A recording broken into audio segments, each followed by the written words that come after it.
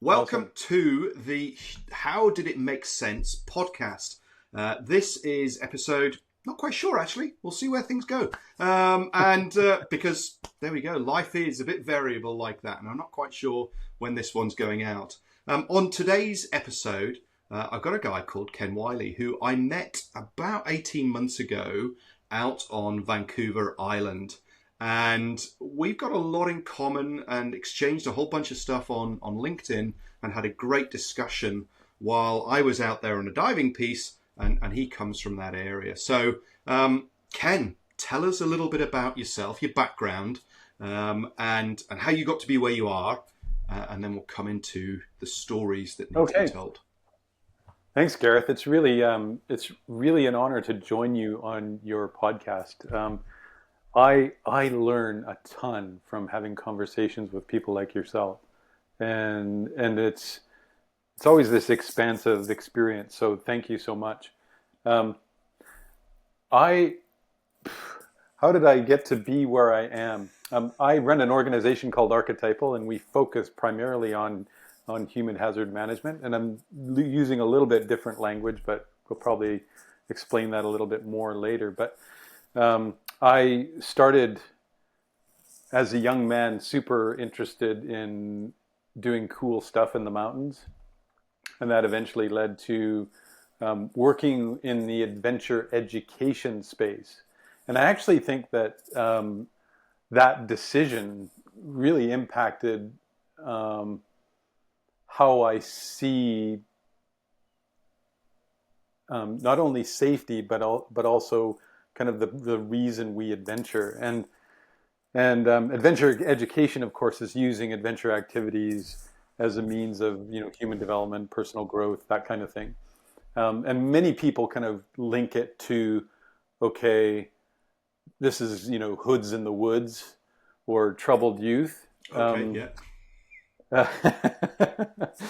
um, and I did a lot of work with Outward Bound, which kind of had that, in the 70s and 80s, Mm, kind of had that kind of reputation. But I was also, but adventure education is really a powerful tool for even corporate groups and so that being in that mindset of using, what we experience in the outdoors as a means for reflecting on our own personal journeys, that has been fundamental in terms of how my worldview kind of within the risk management adventure space.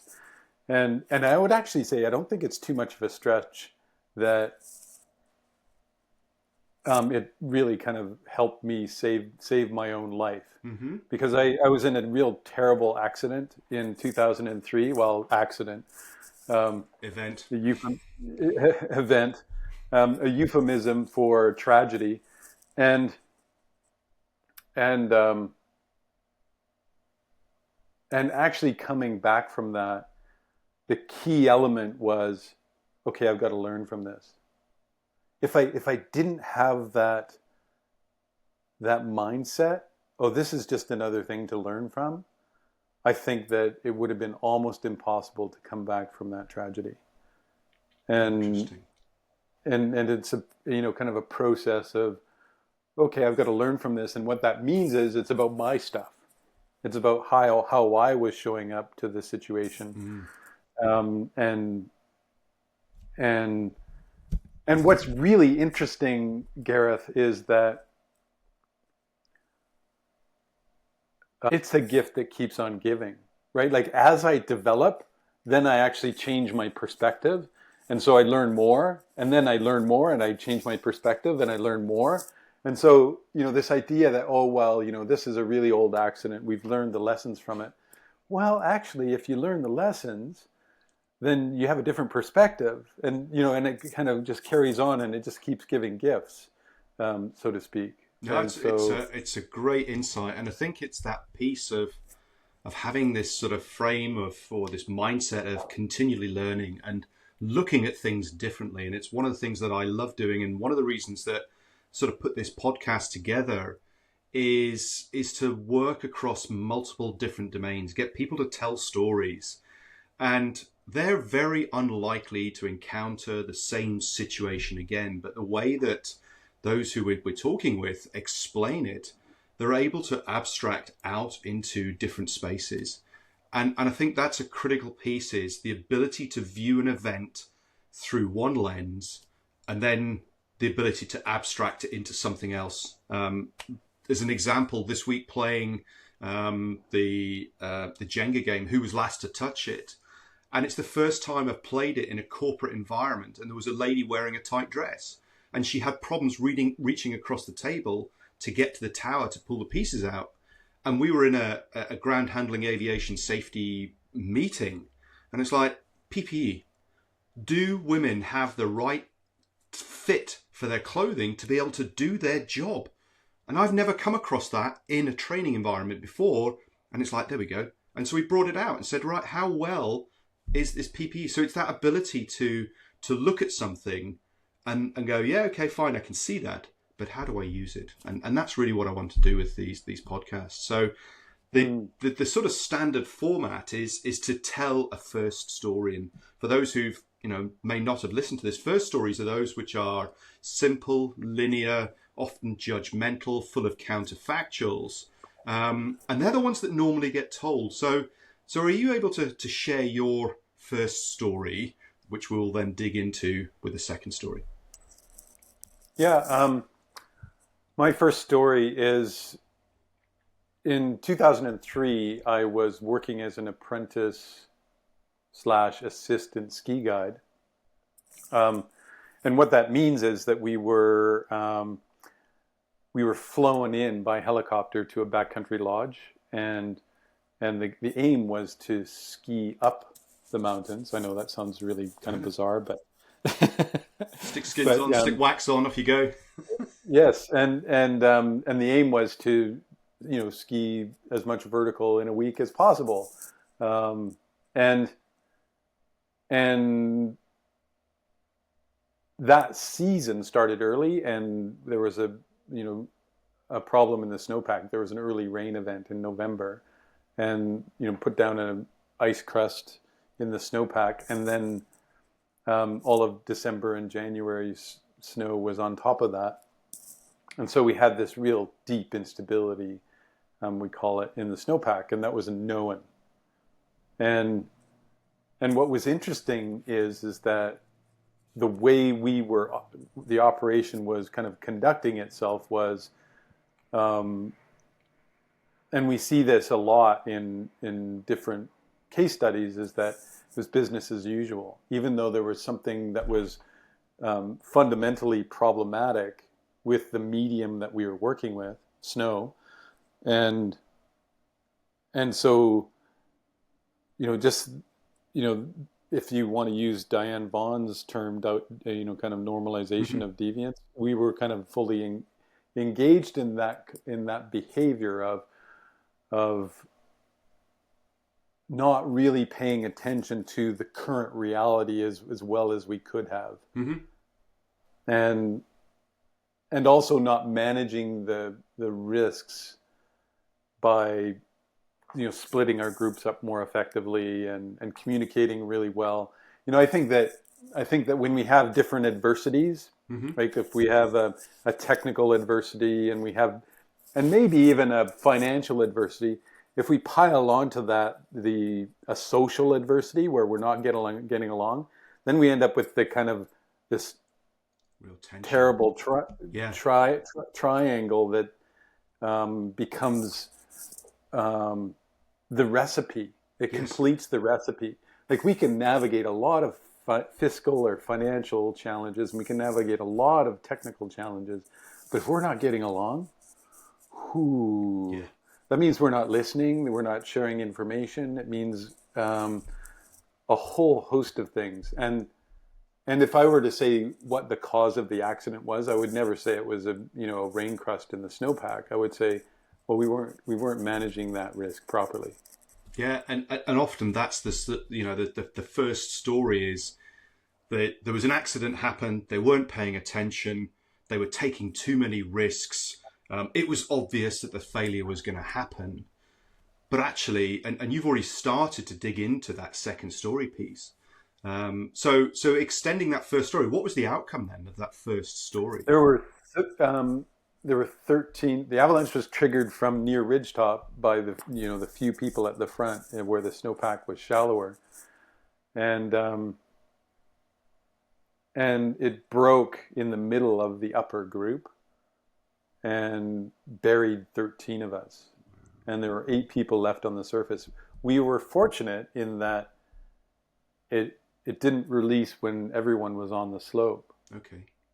If it had released when everyone was on the slope, then there's a potential that 21 people would have been buried, and there's no recovery from that. Mm-hmm.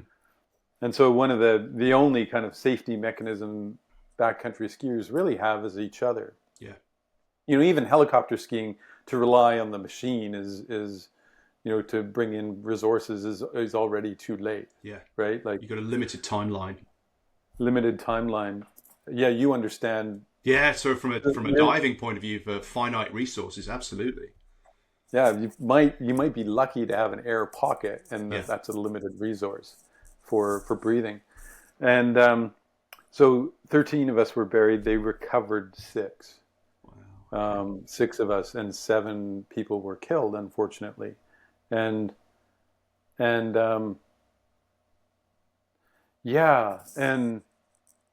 so it's an interesting use of a word there, and you said unfortunately, and I often sort of bring into these environments where we're dealing with uncertainties, asking people, were you good or were you lucky? And conversely, were you unlucky or unfortunately? And I think it's something that people don't really consider, is what role luck plays in the outcomes, be that a positive outcome or a negative outcome. That the order of those skiers could have been a different way round. So actually some people been in a different environment. And so we're in the survival side rather than the loss side. Yeah, and that brings up an interesting point, because that's a double-sided coin. Were we good or are we lucky? And it's probably both. Mm-hmm. But it's also, Gareth, before I kind of latched onto the idea that I had to learn from this, I didn't feel lucky to have survived. Interesting. Because it was really big, right? And I'm only saying that from the perspective of one of the things I have is a window to the worst case scenario and what it's like living with the worst case scenario. Because it's one of the things that we do when we look at case studies is we can, there's a little narrative. Yeah, this is really interesting, but that would never happen to me. Yeah. And I don't think that to you. It has happened to me, and I don't perceive myself as being especially bad. Right? Like, I actually think that we made a whole series of compromises that most people would make. Absolutely. And then those compromises, they add up. Yeah, and there's this sort of perception that bad things happen to bad people, and it's their choices. And this is one of my sort of big frustrations. They chose to be unsafe, in whatever high risk environment they're in. And you sit there and go, actually, there's a limit to what we can control. We can control a lot, but there's a limit to what we can, especially the social, commercial, reputational factors that are trying to be dealt with. And that sort of brings me on to, the second story piece, because, I've heard you talk, and we've talked in person, that there's a big backstory to this. And hearing you sort of describe those tensions and the piece you shared recently about adventure sporting, I think is applicable in many areas. So can you sort of rewind and tell us the sort of the second story and how it really ended up in the situation you're in, as opposed to that simple first linear judgmental story that often people tell? Yeah. How far do you want to go back? Well, we've got about 25 minutes, so and that's including the sort of discussion piece. So make it fit that time. Well, it's interesting because one of the things and I may be wrong in my interpretation of Diane Vaughn's work, or normalization of deviance, just that ideal. And I think that goes back a long way, like a really long way. Like, my reading takes me back to, the pre-Socratics. And Socrates kind of made this decision to kind of latch on to logos or logic. And leaving behind Eros, kind of, and so and that's logos is left brain, and Eros is right brain, right? And so for me, those two were battling right from the get-go, right? Like the logos was saying, okay, you need to take this job. Yeah. And Eros was saying, no, this is a bad fit. This is not a good thing for you to do. And our, this normalization of deviance, I actually think that it goes deeper than kind of, organizations. It's kind of like Western culture, right? Like we like to have a logical process for things. But if we take that too far, if we take logical processes too far, we kind of tip into what the psychology is intellectualization. And that's kind of when we want to avoid the pain of kind of the acute pain of a situation, we end up in chronic pain, where we end up doing something that perhaps we didn't intend. And so we can we go through this kind of intellectual process, and you're right, it's like, how did it make sense? Right? And it does make sense. Like everything about my choice to go work at that operation made sense. I was going to be pushed, I was going to be challenged, I was going to learn a whole bunch of things. You had some bills to pay. I had bills to pay. We just finished building a new post and beam straw bale house in Revelstoke, and it was all pretty exciting. And all of those things are still true. Yeah. Like I was pushed. I learned a lot. Yeah. They didn't actively cause the accident or the event. No. But it's all of these bits that are stacking up that card that, we talk about the Jenga tower, that these things occur, and it's really easy to spot them after the event. You go, dit, dit, dit, dit, dit. But in real time, actually, they lead to success too. And I think that's the other bit that people forget, is that those same conditions are what gives us rewards. Sorry to interrupt you. Yeah, go for it. No. And our conversation started with, well, what do we do with uncertainty? And Eros, the right brain, is all about uncertainty. It's all about kind of, well, I'm not sure how I know this, but right, like feels about right.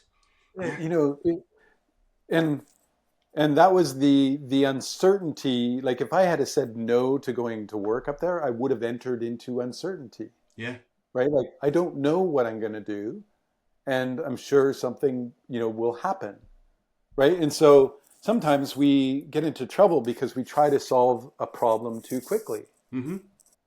Because we don't want to be in uncertainty. And that's an interesting paradox, because if you stay in that situation, you have got a level of certainty because you know the status quo. So there's an interesting piece there, and reading Annie Duke's Quit was actually the bit about when we quit something, it's got a level of uncertainty associated with it. But once we quit and commit, then there is a level of certainty. So our whole life is a really interesting piece here. Yes. Yeah. And so, and I had many opportunities, lots of opportunity to exercise stepping into uncertainty. And, and here's the other thing, Gareth, is that I actually perceived I didn't have a choice. Right?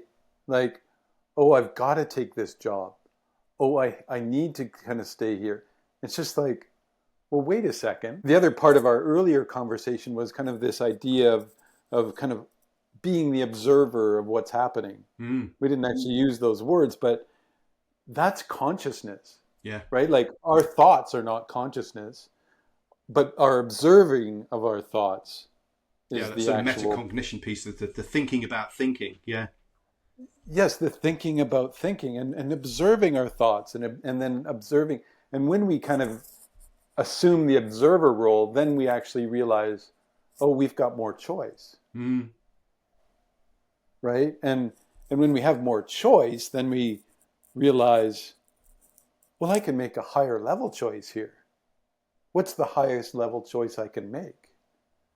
Interesting. And so in the courses that I teach, that's fundamentally what it's about. And it's connected to values, right? And so how the observer of how am I showing up in this situation? And well, I'm showing up as being kind of scared. And fear is good because it's like sharpening. It's sharpening. It sharpens the saw, if you will. But we can then choose, well, actually, I should probably behave a little bit more courageously. And that might mean saying something that I'm afraid to say, or it might mean doing something that I'm afraid to do. It might mean like even our conversation about what to do when somebody's missing at the end of a dive with, you were 50 and now you're 49. It's a courageous thing to actually say, well, there's nothing we can do. We've got to call the police. Yeah. Like profoundly courageous. And, absolutely. To dive back down is actually probably motivated in fear. Fear of the reality of what is actually happening. Yeah. And the way that sort of courage displays itself in the decisions we've got. Last weekend I gave a presentation about heroes and villains, and somebody asked me, what's a hero? And I said it's somebody who's challenging an adverse situation, and that could be a physical thing, it could be a social thing, it could be a cultural thing. I talked about Ignaz Semmelweis in the healthcare space. Hugely courageous to challenge the status quo of how infections happened, and ended up getting kicked out, put into a mental home, and then unfortunately dying through sepsis, having been beaten up in the prison. And so that's a hero. But you sit there and go, but all he did was he spoke up. The whistleblowers in Boeing, hugely courageous. You're going against the whole sort of flow. So I think courage is a really interesting piece, and it frustrates me where leaders, those who aren't that great at leading, more probably management, is people should be courageous to speak up and challenge us. It's like, that's not easy to do. They should be aware of, if they believe in it, speak up. How much are you willing to sacrifice? That's the other side of the courageous coin is, what's the potential for loss here? What could I lose? Yeah, and really the only thing we truly have is our integrity. Right? Like that's the only thing we truly have. And when we look at ourselves in the mirror, if we live our lives in a courageous fashion, we like who we see. Right? And so we're managing a risk there too. Right? Like if we don't like ourselves, we put ourselves in all kinds of situations that are really dangerous. Yeah. Yeah, very much so. So the sort of how did you navigate that in reality? How did I navigate? Yeah, so how did you navigate those tensions, and then what have you learned as a consequence of the event? Cowardice, faint-heartedness, isolation. Okay. I didn't navigate those tensions in a way that managed the situation. Yeah. Interesting. So is that informed by hindsight? Because at that time you must have thought that you were managing them effectively. No, I knew I wasn't. Oh, okay. Yeah, I knew that I was afraid to do what needed to be done. And I'm not Okay. sure exactly what I was afraid of. And here's the hindsight piece is um, I think I was afraid of being yelled at, but the being yelled at is like minuscule. And it's the other Well, person's stuff too. so So compared to what happened. well, so That's it's an that's the yeah. hindsight stuff. So it's an interesting piece that, and I think it's Timothy Clark in his Four Stages of Psychological Safety. He talks about psychological harm and hurt can be more tragic and more painful than physical harm. Because we know that we get hurt. You break your leg or you have something serious happen, that passes. But psychological harm can go on much longer and be much more hurtful than that. Notwithstanding the loss of life that's there, but from a personal point of view. So I think Yes, actually the psychological and piece is more harmful or more hurtful. potentially, like it depends on what work we've done as a person, right? So, um, when I map my kind of experience post incident, I was really sensitive to what people might have said about the tragedy, Mm-hmm. and and and actually, somebody asked me the question, well, why'd you go there? Like, it seems pretty obvious that, it was a bad place to go, and why'd you go there? And that felt really, at the time, it was like devastating. But what I've written about that since then is it was the most important question to ask, Mm-hmm. because it actually led me down this path of, okay, so why did I go there? And unpacking that was really like an incredible experience. So I'm Yeah. just thinking there of often, that is a first story question. Why did you go there? Yes. And you're right, people can get really defensive about those things, but ultimately that's a backhanded way of reflect on this. But people don't. Yes. Well, yeah, and it is a backhanded way, and I still perceive today that the intention was to point a finger. Yeah. I still really believe that, but at the same time, the only thing I have is how I respond to it, Mm-hmm.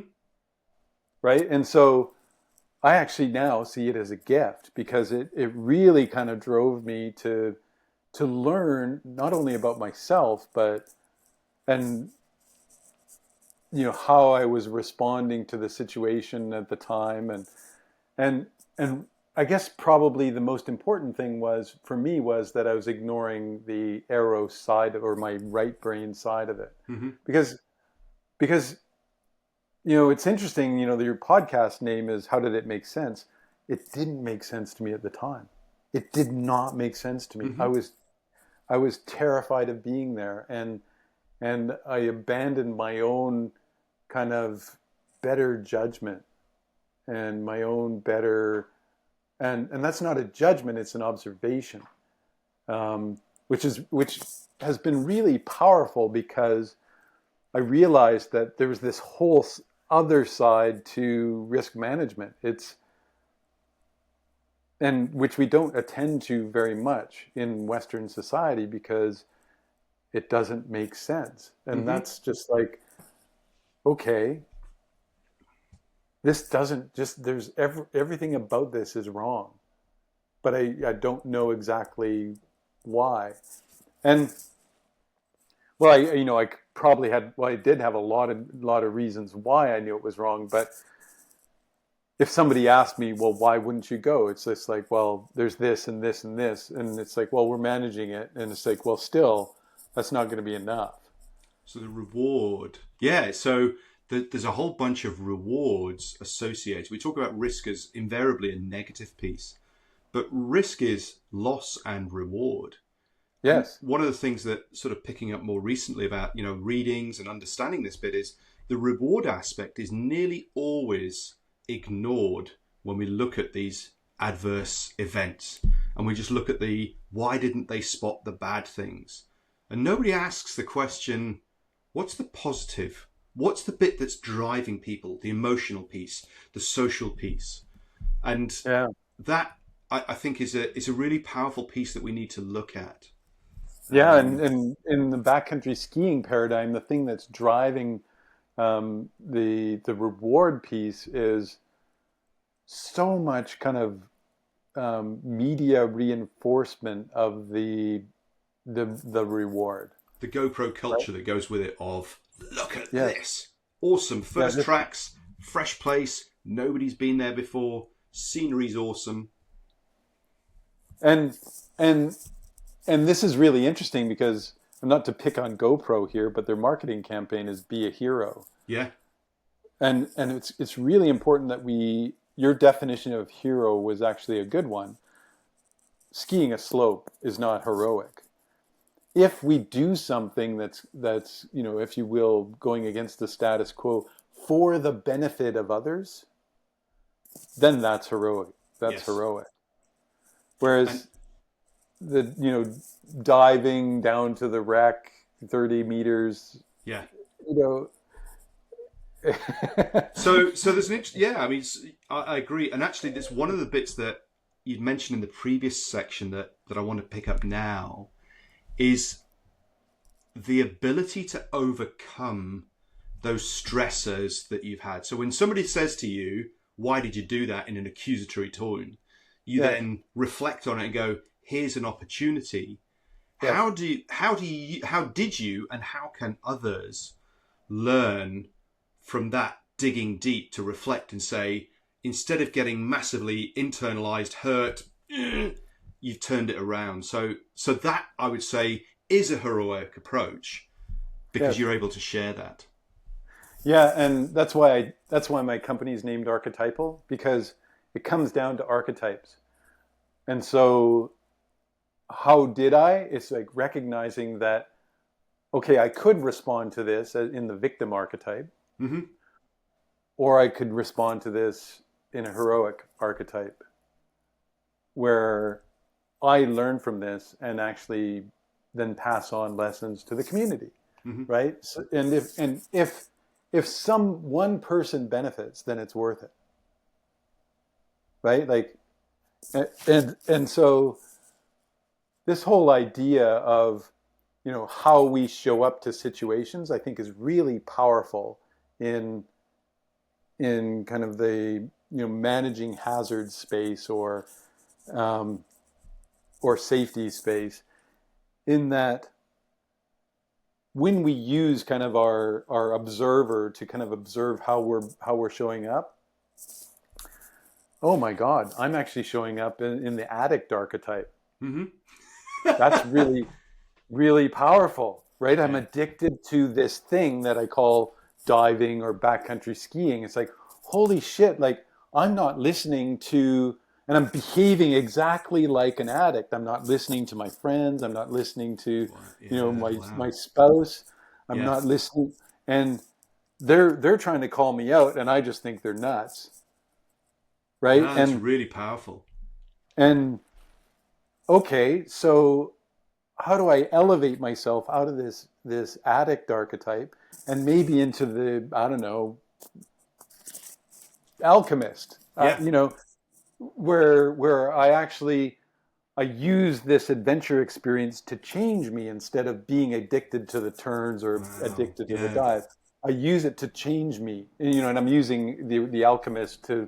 It's not anything woo. It's just kind of like, it's using it as a metaphor for transformation. How do I use my adventure to transform me? Yeah. And I hear that so much in your work, Garrett. Like you're all about, okay, how do we use this to learn and transform?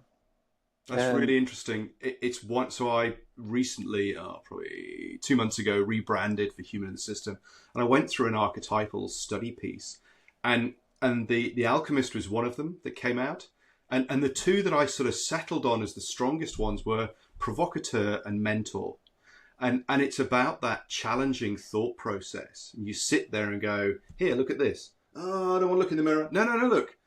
You're the ones that have got the answers. I can sort of point you in that sort of direction. But ultimately, you find the solutions to your problems that we've sort of co-identified and then co-created the journey.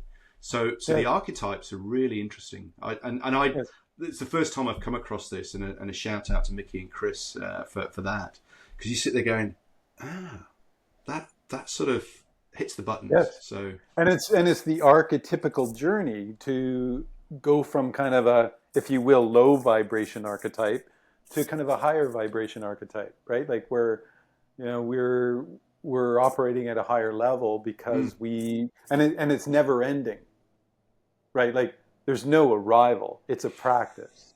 Yeah. Oh, absolutely. Absolutely. Oh, for the millionth time, I'm showing up as the addict archetype. Okay, here we go. I'm going to elevate.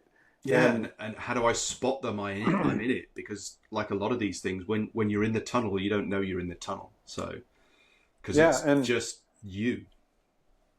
Exactly. Yeah. Yeah. This is really, really cool stuff. And I love hearing the different perspectives that you give to what could be quite a simple thing about just taking more care, being more careful, just paying more attention to the threats that are around you. But actually, if we don't understand those pressures, those social, cultural, technical pressures that are around us, the judgment is easy. And I think the bit that I loved about this piece is your ability to turn what could become quite a negative thing. And I know when I first started doing the work that I was doing in the diving space, people just turned around to me and said, you know what, you're just doing this for the money. And that was like a stab in the heart to me. That was a real sort of, you've hit my values, my integrity, and it's absolutely not that at all. And that's what's carried me through these difficult pieces. So I think, your ability to say, somebody's accused me in a judgmental way, but actually you've used that as a mirror to look back and say, who am I? And how did I get to where I am? And that's the true adventure. Right? Like, and, you asked for a book recommendation, and the greatest teaching for me was Joseph Campbell, Hero with 1,000 Faces. And everybody knows it because, and they know it by vicariously, because that was the basis for the Star Wars trilogy. Right? Like George Lucas was struggling with the screenplay for Star Wars, and then he read Hero with 1,000 Faces, and Joe Campbell had studied mythologies from around the world.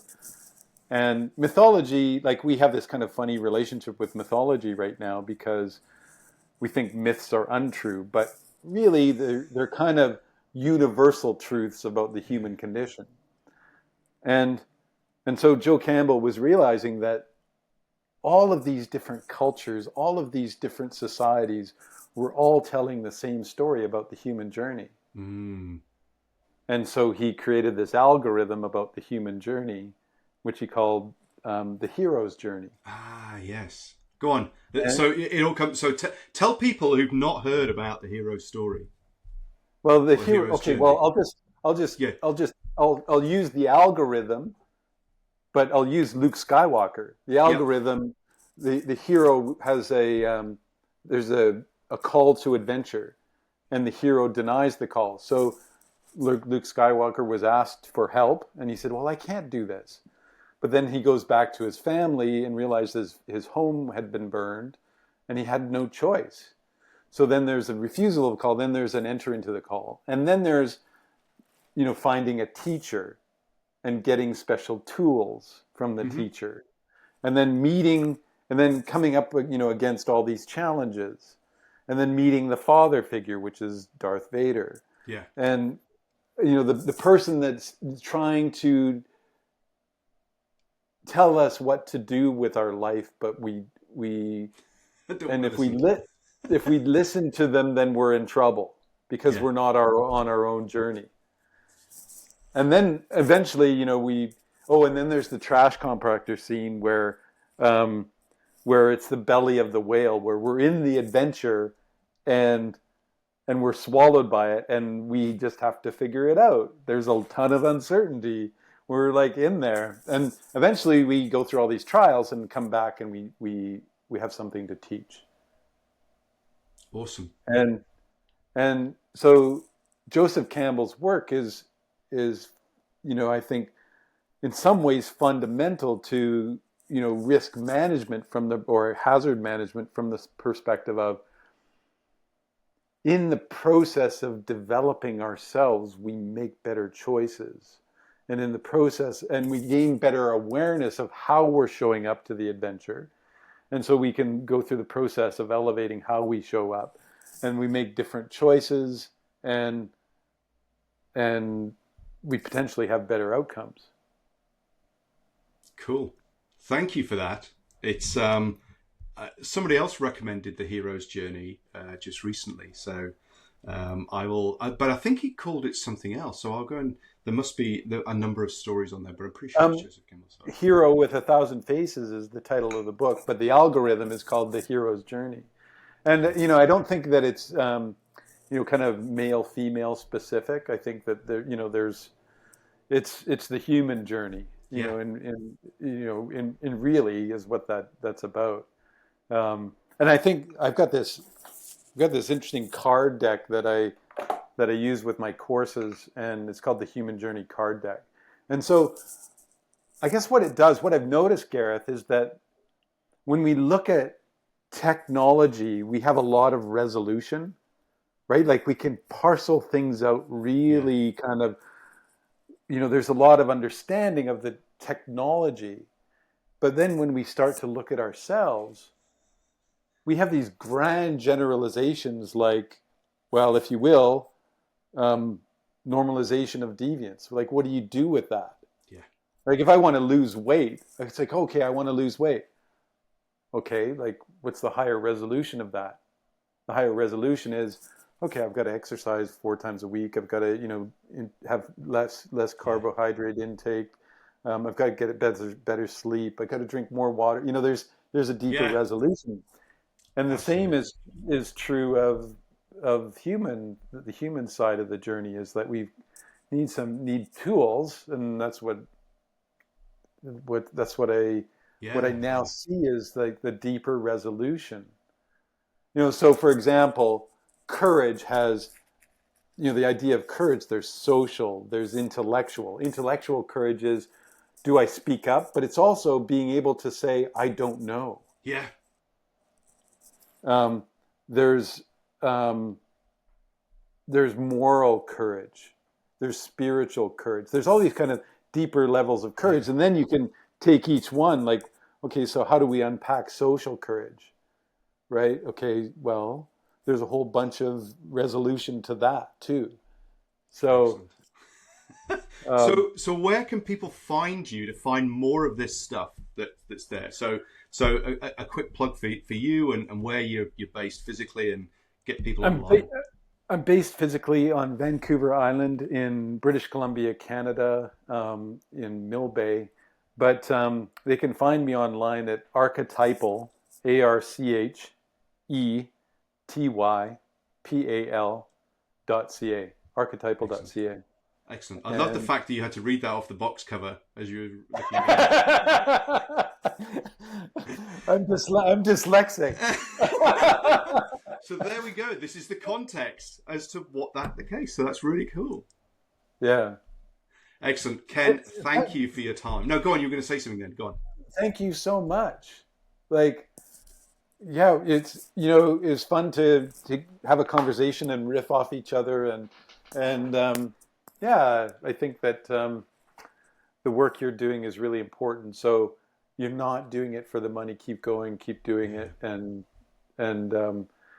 there's also kind of an energy to how you do your work, which is really positive. So thank you. Thank you. And I hope to meet you again sometime. I'm probably going to be coming back out to the island in March for another one of Guy Shockey's Edge sessions. So if that happens, I'll certainly look you up. But thank you very much. In fact, I'm probably going to be out for the Canadian Underwater Conference, which is happening, I think, in February time. So either way, when I'm across that side, I'm going to go and look you up again. Right, we'll have to have a dinner together. It might subject you to my cooking. Awesome. Well, you've lived that far, so it can't be that bad. So all right. Thank you very much, Ken. See you.